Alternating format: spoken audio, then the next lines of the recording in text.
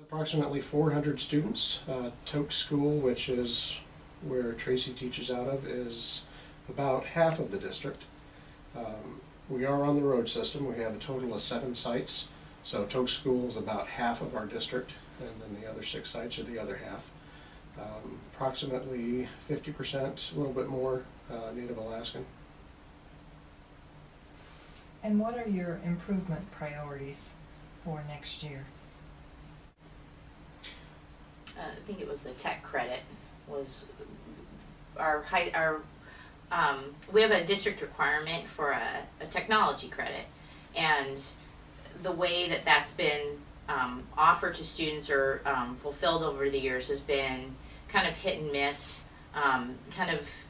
We've offered multimedia classes and AutoCAD and just a number of things, but we didn't really have any kind of comprehensive course that we felt, even though so our students would get a tech credit for certain things, but we really felt like that wasn't a really well-rounded kind of technology education.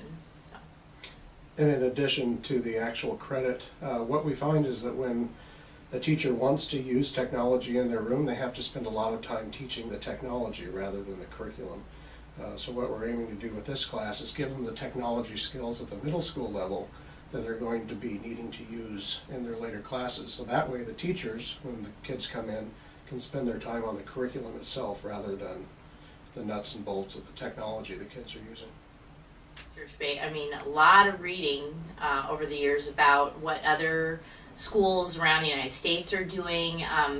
We're certainly not the first school to develop something like this. People have been kind of mucking around in this for a while now, and there are some schools out there and districts that are really been pretty cutting edge with this for quite a while, and following them and reading about what they're doing, and just kind of collecting a lot of ideas about what they're doing and what's working for them, and kind of taking those and kind of going, oh, that could work here. And some of it we look at and go, that might be a little difficult. We have to look at the resources and things that we have, but just a lot of reading, I would say, over the past 4 or 5 years about other schools that are doing the same thing. And really, the mobile technology is so new that there really isn't much out there yet. We're using a technology that's only been out several years. So there's not a lot out there at this point. What we were involved with before, though, was a one-to-one with laptops, and we learned a lot from that we've taken into this project. Because we've had the one-to-one laptop program, we just kind of throw ideas around with each other about what could work in class and what is working and things we'd like to try. And so, we just had a lot of our own experiences that we've learned from. And like I said before, we've been, just doing a lot of reading on it and kind of taking our own things, and it just kind of all came together, and it was just time. It was the moment was right to do it, and the moment was right in our schedule and where our kids were, and where our staff was in their comfort level with the technology. We weren't trying to pile all this in at one time, and so last spring we kind of talked about it, and hey, what about the idea of just running this as a course? Because and what we talked about before was exactly what Jason said was exactly the problem. Was I was starting to get to the point where I teach social studies and English, and this is starting to really take a chunk of my class time to today we're gonna learn some editing effects in iMovie so that you can work on your social studies project, but those little things were taking more and more time, so there was a need. Mm-hmm. What were some of your implementation challenges? Funding is always the biggest challenge, and that's one thing that as we move to mobile technology is really good for us.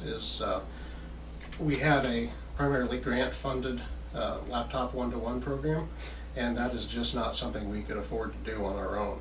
As we move to a mobile technology, you're looking at a much lower price point for those individual devices, so that really helped us jump over that hurdle. And this all kind of happened at the same time where we found out that our middle school definitely would be iPads this year. But I mean that really what they were using, the actual devices they were using, wasn't so much a factor when we looked at the course itself and what we wanted to teach. It wasn't, switching over to a different device wasn't really as big of an issue as you might think it would be. It didn't really change how we wanted to present the course. And you always worry to some extent that administration and board is going to be a roadblock.